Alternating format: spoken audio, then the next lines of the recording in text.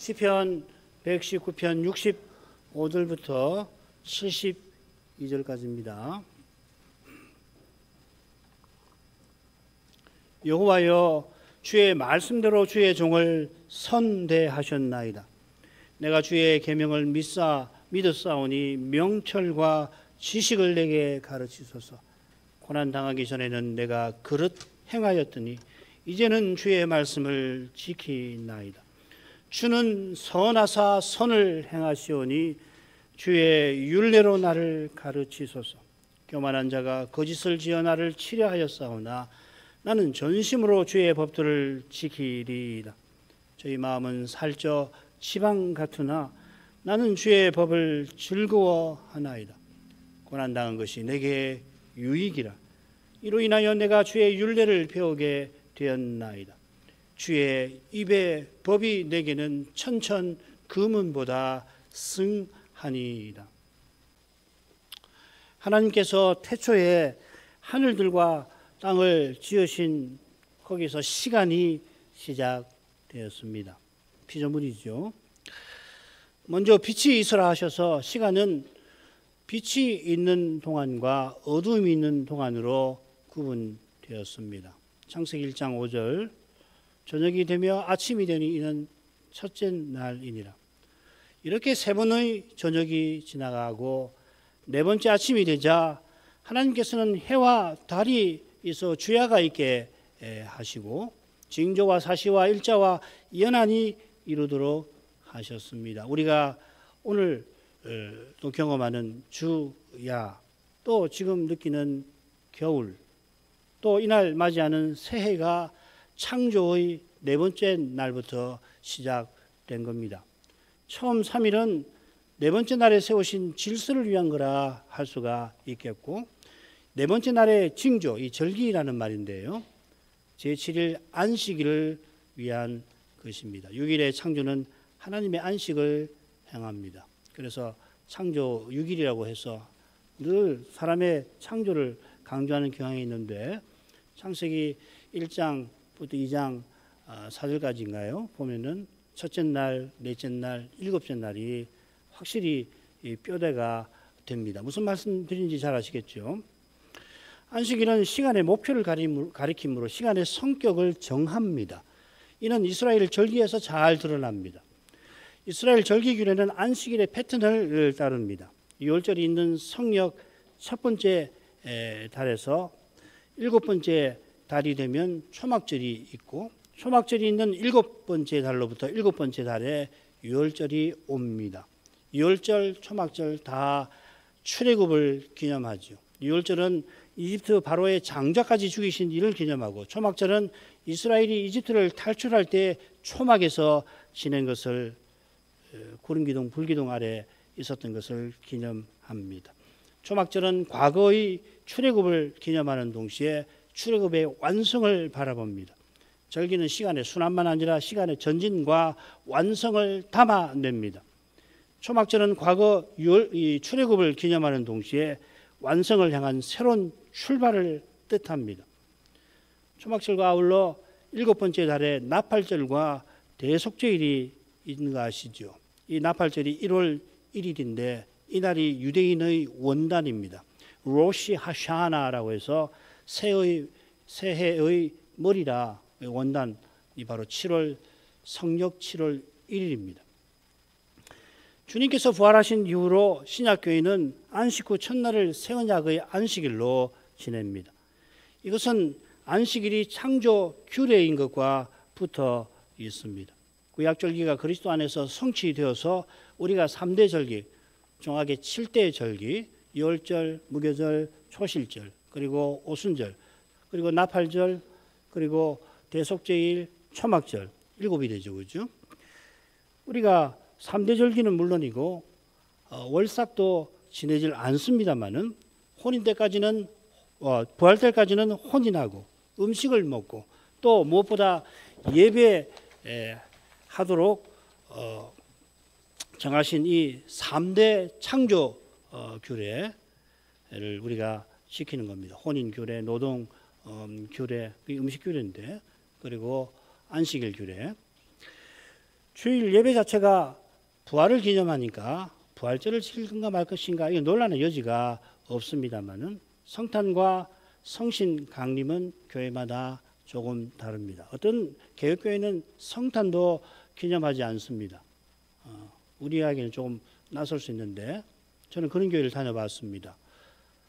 한 해는 성탄을 기념하지 않고 이듬해는 성탄을 기념을 하더만요.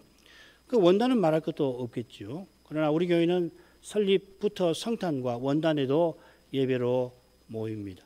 개혁교회가 구약 안식일에 2차례 번제를 따라 주일에 2번 예배로 모이듯이 주님의 재림을 바라보며 새해 첫날에 예배로 모이는 뜻도 분명히 있는 것입니다. 지난해 성탄 때 시편 119편에서 구약 시인이 오실 메시아와 하나님 나라를 간절히 바라보았던 심정과 태도를 통해서 성탄의 교훈을 살폈는데 원단의 교훈도 그러한 방식으로 오늘 살피고자 생각하고자 합니다. 오늘 낭독한 제9연 줄거리를 보십시다. 65, 66절이 처음 단락인데요. 주의 종을 선대하신 여호와여 선한 판단을 선한 분별력을 가르치소서. 67절 고난 전에는 내가 그릇 행하였더니 이제는 말씀을 지키나이다. 68절 주는 선하사 선을 행하시니 말씀을 율례를 가르치소서. 그 다음 네 번째 69, 70절 교만한 자가 거짓으로 치려하나 시인은 말씀을 지키고 즐거워한다 합니다. 71, 72절 고난당한 것이 내게 선이고 주의 입의 법이 금은보다 선합니다. 이렇게 다섯으로 나눠볼 수 있습니다.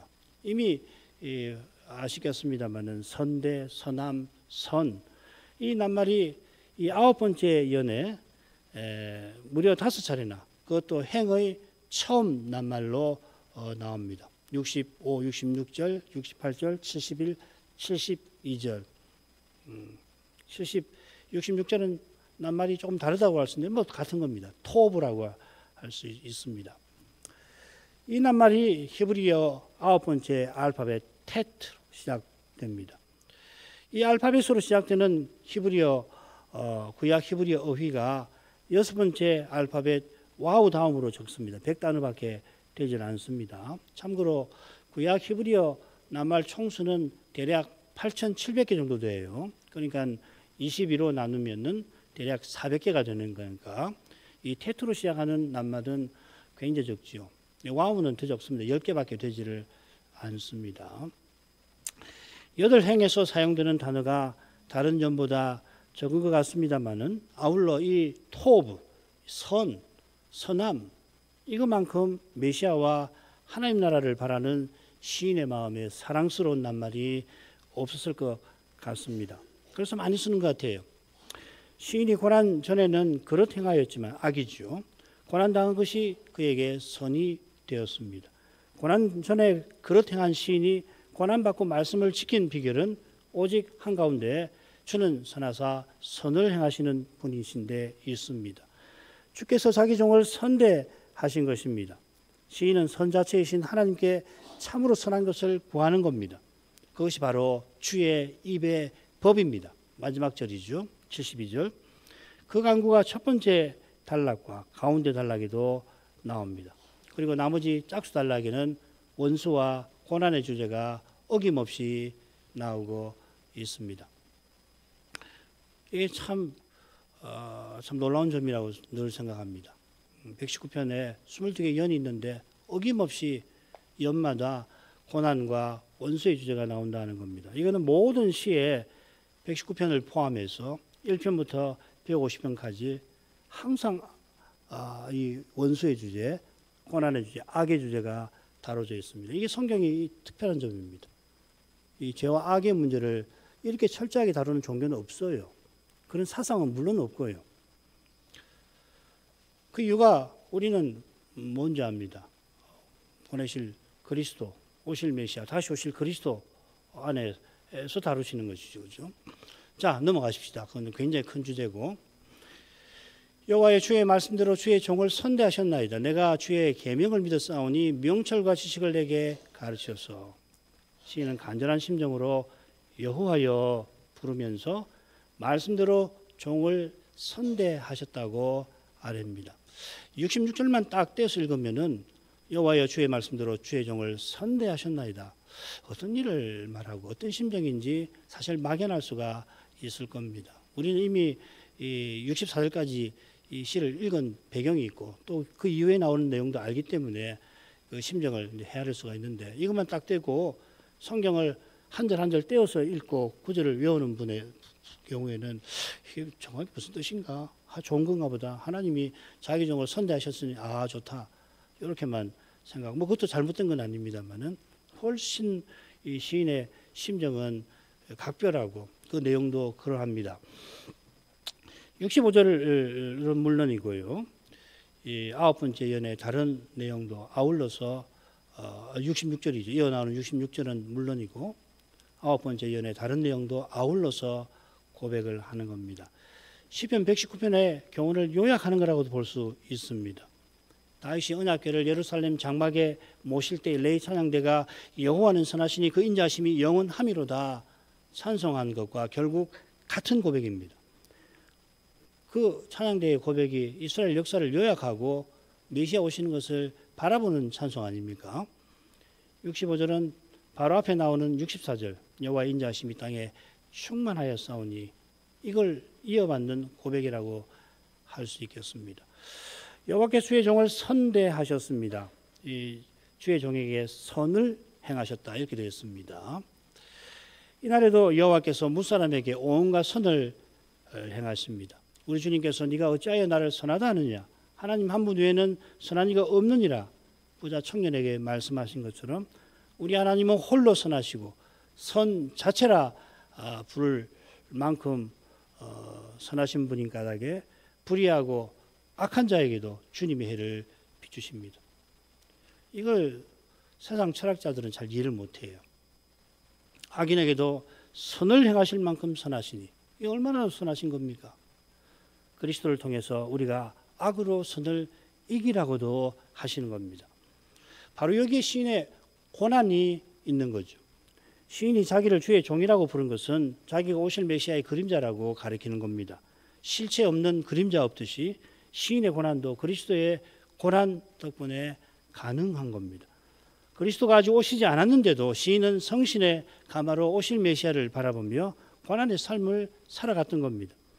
다시 오시는 그리스도를 간절히 기다리던 사도도 성신의 가마로 육의 몸의 그 근원적 문제들을 해결해 나갔습니다. 그게 내게 사는 것이 그리스도시라 고백하는 거고 그래서 죽음의 고난을 기꺼이 겪으며 저 영광을 이루시는데 누구보다 사도가 쓰임을 받은 겁니다.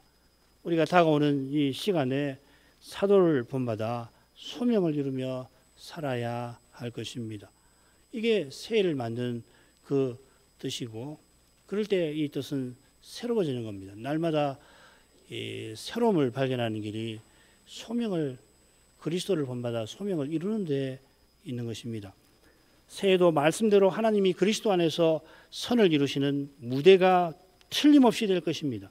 지난 세미트의 정면과 재난 때문에 새해를 맞이하는 우리 마음이 실로 무겁고 슬프고 또한 심히 걱정스럽습니다마는 그러나 그보다 비할 수 없이 두렵고 끔찍하고 교묘한 죄와 죽음의 현실이 더욱 심해지는 한가운데에서 우리가 말씀을 전하고 받는 거기에 십자가 지시고 부활하신 주님의 영광을 만일 뵙게 하신다면 틀림없이 우리의 악을 하나님의 선으로 바꾸시는 이 하나님을 맛보고 즐거워하게 하실 것입니다.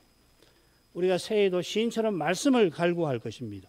명철과 지식을 내게 가르치셔서 이 명철이라고 새겼는데 여기 선한 혹은 선한 것이라는 핵심 낱말이 여기 들어있는데 그걸 뭉쳐서 명철이라 번역했습니다. 굳이 번역하면 선한 분별력과 지식을 구하는 것입니다. 이 세상에 악이 가득한데 부패한 본성은 놀랍게도 악을 악으로 여기지 않을 만큼 어둡습니다. 이사야 5장 20절 악을 선하다 하며 선을 악하다 하며 악은 평범한 얼굴을 꾸밀 만큼 악합니다. 안나 아렌트라고 하는 정치 철학자의 내용을 제가 가져오고 조금 비평한 건데요. 나는 그저 시키는 대로 했을 뿐이라 둘러대면서 시키는 대로 만약 했다면은 얼마나 일어난 결과가 악한 거지. 알면서도 예서 외면하며 나는 시키는 대로 행했을 거다. 그래 평범해 보이는 얼굴들이 요사이 얼마나 많습니까? 틀림없이 할 텐데. 선한 분별력이 없이는 그러나 그보다 훨씬 악한데 얼마든지 떨어질 수 있습니다. 분별력이 선하려면 참으로 선한 것, 영원히 선한 것이 무엇인지를 바로 알고 전심으로 추구해야 합니다. 참으로 선한 것, 영원히 선한 것, 그리스도와 하나님 나라에 있습니다. 그리스도를 알면 왜 그리스도께서 하나님 한 분 외에 선한 이가 없다 하신, 그리스도가 분명히 선하신 텐데 왜 이런 말씀을 하시는지 깨닫고서 일상의 온갖 선한 것에서 그 선한 것을 주시는 하나님의 선하신 영광을 능히 볼 것입니다.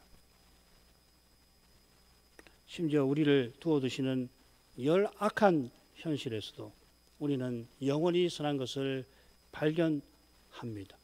그리스도께서 헤아려서 참으로 새로운 선이십니다. 시인이 선한 분별력을 구하는 이유는 내가 주의 계명을 믿는 데에 있습니다.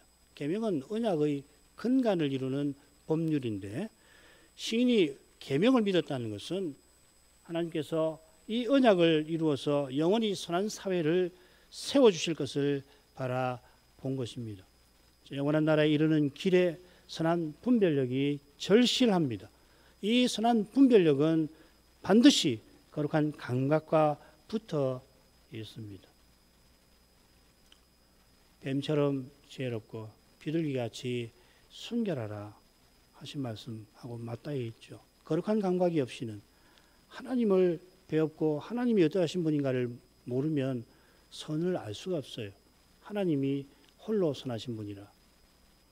거룩한 감각은 선하신 하나님을 가까이 하는 데서 생깁니다.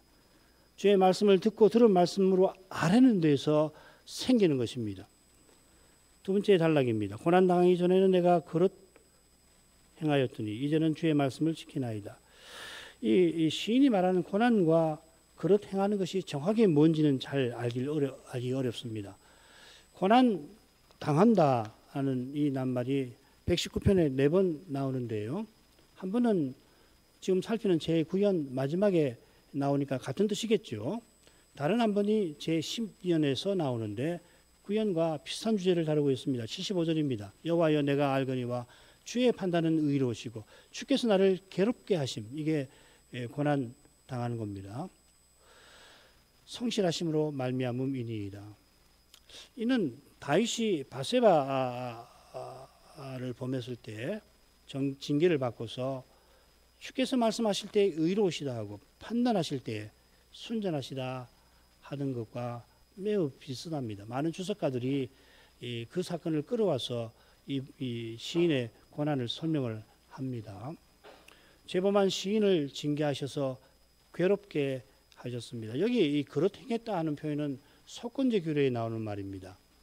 만일 의도적으로 범죄했으면은 그는 징계받고 마는 게 아니라 아예 망하고 말았을 겁니다.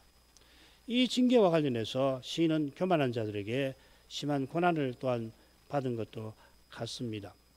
이건 조금 후에 말씀드리겠습니다. 여호와께서 주의 종을 사랑하셔서 징계하신 덕택에 이제는 시인이 주의 말씀을 지키게 하십니다. 이 말씀도 임라 약속의 말씀입니다. 시인들은 주의 약속을 단단히 붙들게 하신 겁니다. 그러니까 시인이 약속을 믿지만은 눈앞의 현실은 교만한 자들의 공격에 혹은 주님의 징계를 받아 힘든 형편에 낙담해서 그릇 행했던 것도 같습니다. 시편 73편 시인이 비슷한 고백을 했죠. 자기가 거의 실족할 뻔했다. 이 실족한다는 말은 배도하는 걸 말하는 겁니다. 거의 그럴 뻔했다. 이렇게 약한 인생인데 여호와께서 그 73편의 시인의 오른손을 붙드사 평생 교훈으로 인도하셨습니다. 그러니까 시인은 하늘에서는 주 외에 누가 내게 있으리요 땅에서는 주밖에 나의 사모자 없나이다 고백하지요. 이 고백이 주의 약속을 굳게 붙드는 심정과 딱 붙어 있습니다. 악인이 여전히 그 입은 하늘에 두고 그 입은 그 혀가 땅에 두루다니는 현실이 여전합니다마는 시인은 땅에서도 하늘에서도 하나님만 그 마음에 가득하셨습니다. 하나님께서 틀림없이 말씀대로 이루실 것을 시인이 믿은 까닭입니다. 하나님과 그분의 사랑만이 우리의 마음을 채우십니다. 해 아래서 참된 만족은 그리스도께 있습니다. 우리가 입고 있는 이 육의 몸은 썩고 부끄럽고 약한데 그리스도의 새로운 생명과 아름다운 영광과 그 거룩한 능력만이 참된 해결이 되는 것입니다. 거기서 우리는 성신 안에서 의와 평강과 희락을 누립니다. 이게 지금 이곳에서 맛보는 하나님 나라의 이 본질이라고 할 수 있죠. 이를 가리켜서 사도는 너희의 선한 것, 하나님의 선한 사업이라고 불렀습니다. 하나님 나라가 지금 이곳에서 참으로 선한 것입니다. 그 나라를 세우시는 그리스도가 영원히 선한 분이십니다. 이처럼 그 그리스도를 아끼지 않고 내어주시는 아버지의 사랑만이 우리의 마음을 참으로 만족해 하십니다. 이 거룩한 사랑을 간절히 구하는 교회, 그리고 이 사랑을 참으로 본받는 신자는 새해에 결코 실망하거나 실패치 아니할 것입니다. 68절 주는 선하사 선을 행하시오니 주의 율례로 나를 가르치소서. 주는 선하사 선을 행하십니다. 고백을 하는데 이 고백은 바로 앞서 시인의 놀라운 변화와 붙어 있겠지요. 고난받기 전에는 그렇게 하던 시인이 이제는 말씀을 지킵니다. 약속을 굳게 붙듭니다. 시인이 그렇게 한 악이 시인이 약속을 붙드는 선으로 바뀐 것은 오직 주께서 선하신 데에 있습니다. 선하신 하나님이시니 선을 행하십니다. 시인이 말씀을 지키는 이것이 시인의 선행이기에 앞서서 하나님의 선행입니다. 이게 바로 오직 은혜이기도 하죠. 핵심이죠. 하나님께서 우리의 악, 우리의 죄를 친히 담당하셔서 죄인인 우리를 의롭다 하십니다. 바로 여기서 하나님의 선하심은 실로 찬란하게 드러납니다. 세상의 많은 악과 사람의 많은 죄를 들어서 하나님의 선하심을 신이 선하다는 것을 부인하는 사상과 철학이 늘 있어 왔습니다. 철학사를 보면 이런 이야기 수두룩하죠. 사람과 세상에 악과 죄가 있는 것이 세상과 사람을 지은 신이 악하다는 증거라 하는 것입니다. 이 터무니없는 주장이 아주 터무니없는 건 아닙니다. 악의 얼굴을 보고서 제대로 보고서 얼마나 끔찍하고 악하고 교묘한지 충격을 받은 사람은 선한 신이 있다면 이 세상을 이렇게 지으실 리가 없다고 생각하는 것입니다. 나치가 유태인들을 그렇게 학살한 이런 일도 아주 중요하죠. 그죠? 특별히 그 사건 이후에 서양 철학에 이런 주장이 많아졌습니다.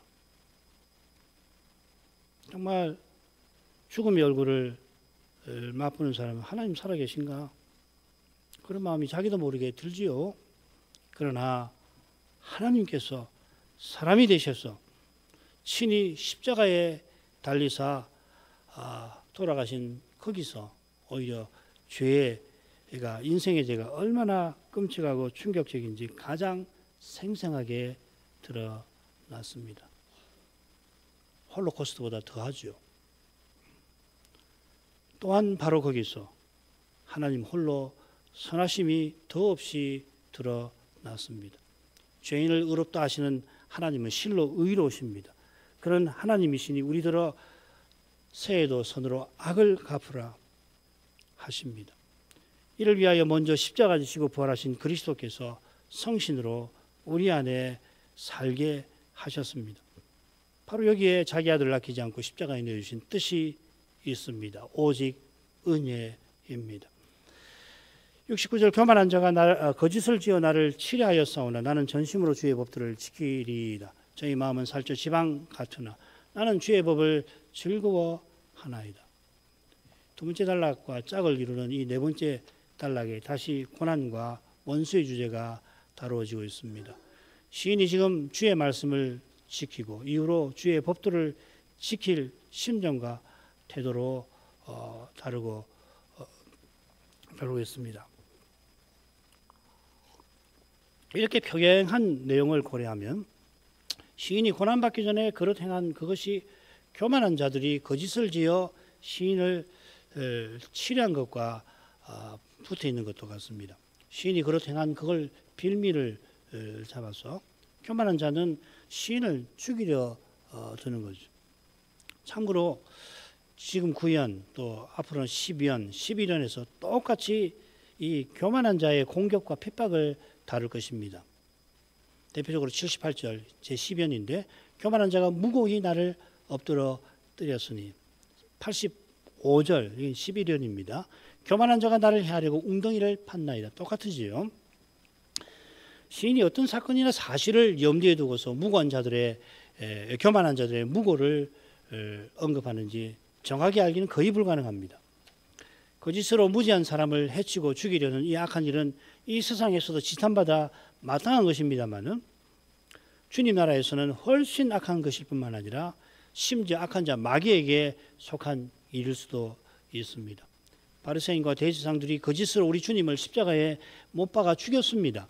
우리 주님은 바리새인들에게 너희는 너희 아비 마귀에게서 났으니 너희 아비의 욕심을 너희도 행하고자 하느니라 그렇게 대놓고서 책망하십니다. 마귀가 거짓의 아비이라서 바리새인들도 거짓으로 주님을 죽이려 한다고 경고하였습니다. 거짓을 주의해야 합니다.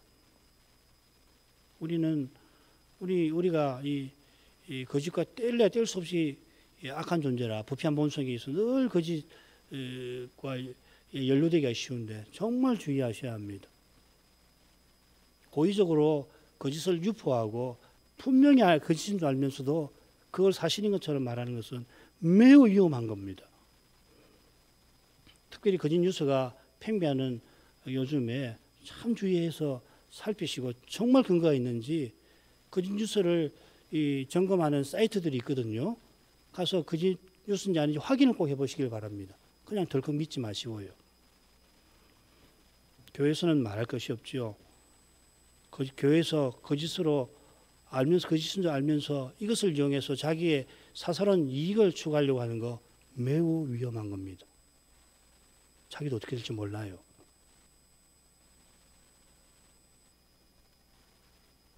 이 죄 중의 죄가 십자가에서만 나타난 게 아니라 낙원에서 쫓겨난 그때부터 나타났고 재림 직전까지 나타날 것입니다. 하나님과 그리스도가 능력과 지혜가 부족해서 이런 일이 일어나는 게 아닙니다. 인생의 죄가 그렇게 악한 탓에 일어나는 겁니다. 장차는 온 세상이 적그리스도를 추종하면서 협박에 의해서 어쩔 수 없이 끌려가는 게 아닙니다. 추종하는 겁니다. 옳다 하고 따라가는 겁니다. 그리고 소수의 교회와 신자를 말살하려 할 겁니다. 얼마나 거짓을 악용하겠습니까? 상상도 하기 싫을 만큼 두려운 일입니다. 어둠이 온 세상에 가득할 것입니다마는 달이 잠시 해를 가리는 일식처럼 참된 믿음의 눈은 어둠이 여전히 가득한 그 현실을 그 약한 빛을 통해서 똑똑히 보고서 해도 달도 사라질 저 영원한 날을 바라볼 것입니다. 그처럼 고난받는 현실은 도저히 납득하기 힘들 정도입니다만은 말씀의 거룩한 빛은 그 현실에서 주의 영광을 비춥니다. 그 영광을 보는 교회와 신자는 성신처럼 탄식하며 기도합니다. 기도하면서 시인처럼 주의 법도를 지키고자 하는 겁니다. 여기 이 맥락에서 이 법도라는 말을 썼습니다. 피쿠딤, 이 파카드에서 나온 말입니다. 돌본다 하는 말에서 이 피쿠딤이 나왔다고 말씀드렸죠. 그러니까 주의 법도를 지킨다는 말은 주의 돌보심을 굳게 붙들고자 하는 것입니다. 짝을 이루는 둘째 단락에서는 주의 말씀을 지킨다.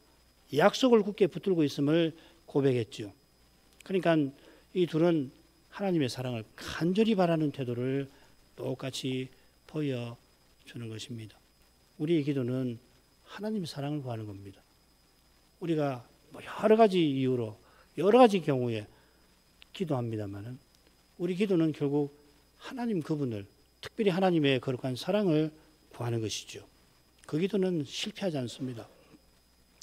전심으로 주의 돌보심을 구하는 시인의 눈에 교만한 자의 마음은 살쪄 지방 같아 했는데 비슷한 표현이 17편에 나옵니다. 17편 10절 저희가 자기 기름에 잠겼으며 그 입으로 교만이 말하나이다. 많은 영어 영역본은 저희가 다음에 마음에 이렇게 그 마음이 저희가 마음이 자기 기름에 잠겼으며 이렇게 번역을 합니다. 마음이 없는데도 그렇게 번역을 해요. 자기 기름, 지방에 잠긴 것이 입으로 교만이 말하는 것과 평행하지요. 마음이 살쪄 지방 같다는 것은 거룩한 감각을 상실한 상태를 가리키는 것 같습니다. 73편 7절도 그렇지요. 살이 쪄서 눈이 튀어나온다 하고서 이 교만하게 말하는 악한 자를 묘사하고 있죠. 교만한 자가 자기 형통함을 자랑하며 하늘을 향하여 하나님을 향하여도 함부로 말할 때에 이 표현을 지방이란 말을 거기 씁니다. 눈앞에 이런 현실이 펼쳐져 있습니다마는 시인은 나는 하고서 주의 법을 즐거워합니다. 야랑 앞에서 시인이 계명을 즐거워하듯이 교만한 자들 앞에서도 언약 이루실 하나님을 기뻐합니다. 주의 말씀하시는 주님 외에 시인에게 즐거움이 없습니다. 세상의 모든 참된 즐거움은 주님과 그분의 말씀에 있습니다. 주님과 말씀을 떠난 즐거움, 잠시 있다가 없어지는 쾌락입니다. 이 헛된 쾌락을 얻고자 이 순간에도 얼마나 많은 사람이 얼마나 많은 힘과 시간과 재물을 쏟아붓고 있습니까? 다 사라져버릴 거.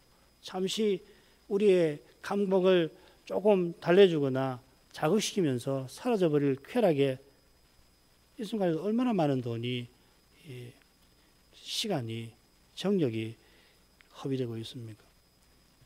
새해도 참된 즐거움을 특별히 일상에서 추구할 것입니다. 이게 개혁교회의 소명론과 직접 닿아 있습니다.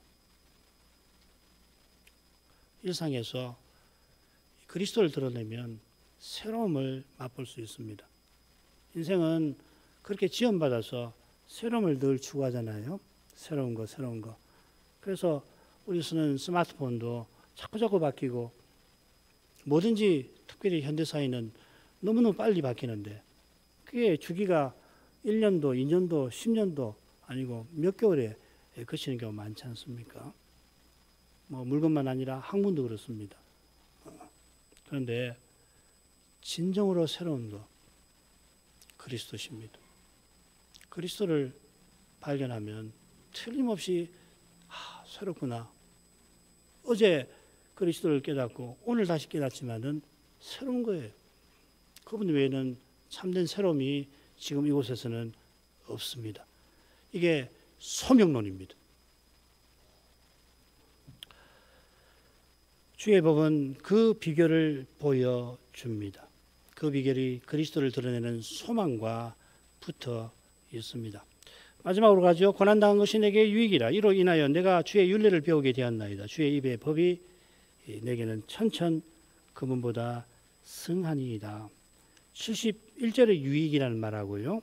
72절의 승하니이다. 이거는 무엇보다 선하다 하는 말인데 이걸 뭉쳐서 승하다 이렇게 했습니다. 똑같이 선함이라고 하는 토브가 맨 처음에 72절의 처음에 언급이 되어 있습니다.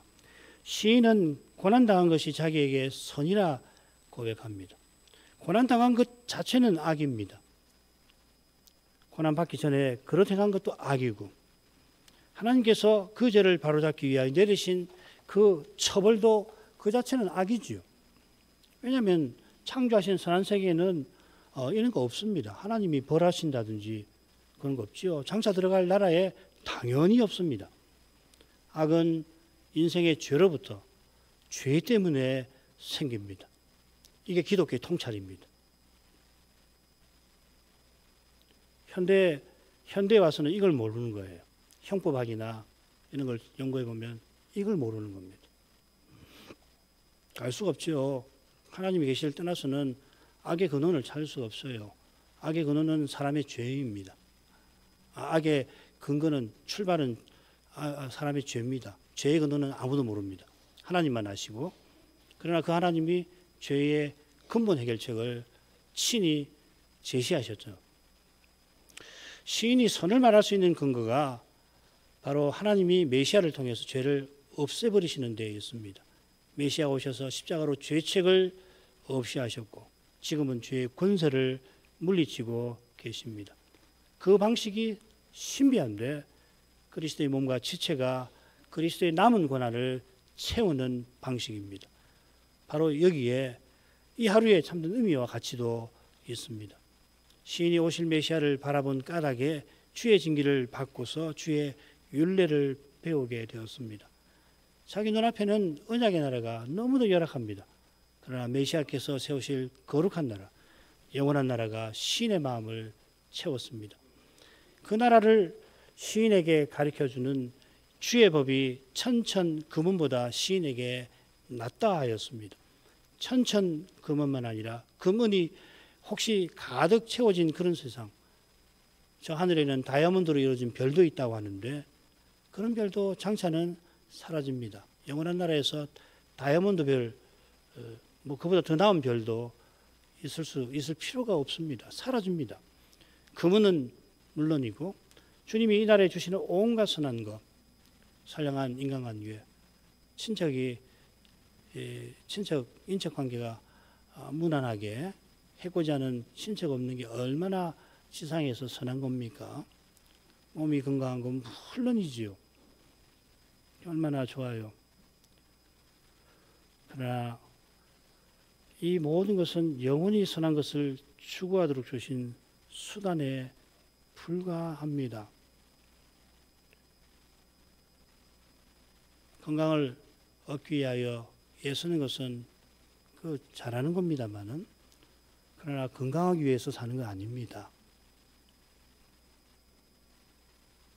이게 다 받아들이실 만한 말이지만 인생은 약하기 때문에 병들면 당장 너무도 괴롭기 때문에 자연의 건강을 추구하고 심지어는 건강을 하기 위해서 사는 것처럼 살게 쉽거든요.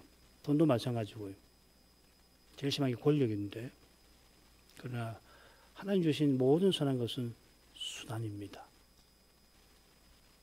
반대로 이런 것이 혹 부족하더라도 영원히 선한 것을 추구할 수 있도록 우리에게 그리스도를 주셨습니다. 이걸 깨닫는 길이 말씀 듣는데 열리는 것입니다. 이런 점에서 주의 법이라고 하지 않고 주의 입의 법이라고 표현한 의중을 간단히 살피고 마치십시다. 첫째로 주의 말씀은 주께서 친히 말씀하신 겁니다. 이 성경 사람이 썼지만은 주께서 말씀하신 겁니다. 둘째로 이제도 성경이 기록되었는데 이 말씀을 통해서 하나님은 우리에게 여전히 말씀하고 계십니다. 그래서 신약 성경은 성경과 하나님을 마치 하나인 것처럼 교훈합니다. 비슷하게 이 성경을 해명해서 그리스도를 전하는 거기서 그리스도는 아버지 이름을 자기 형제들에게 선포하고 계십니다. 우리 기독교 신앙은 죽은 예수의 이념을 사람이 실천하는 게 아닙니다.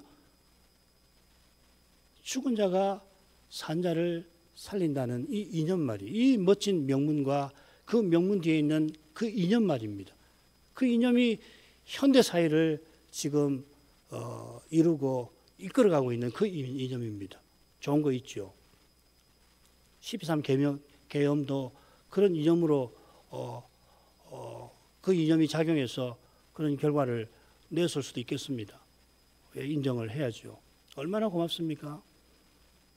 그 추운 날 여의도에 달려가가지고서 어떤 청년이 탱크를 맨몸으로 막아 쓰는 거 얼마나 고맙습니까? 그 청년이 그렇게 한 것이 죽은 자의 이념이 그렇게 영향을 주었다고 많은 학자들이 이야기를 하죠. 뭐 그럴 겁니다. 동의할 수 있습니다. 그런데요, 우리 신앙은 죽은 예수의 이념을 내가 실천하는 거 아닙니다.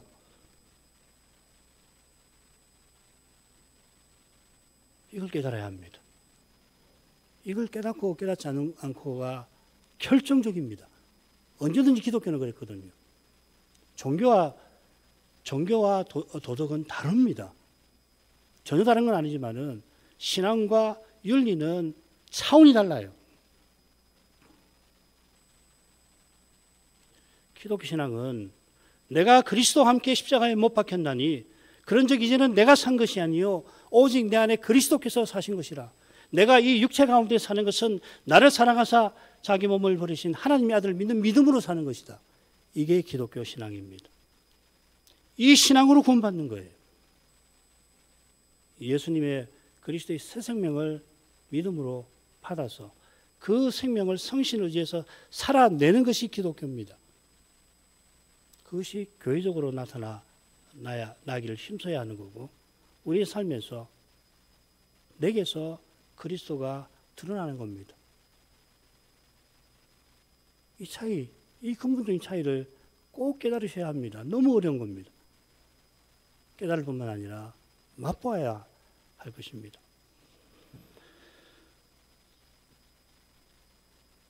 이게 우리 헌장 서문에 담긴 핵심 내용 아니고 무엇이겠습니까?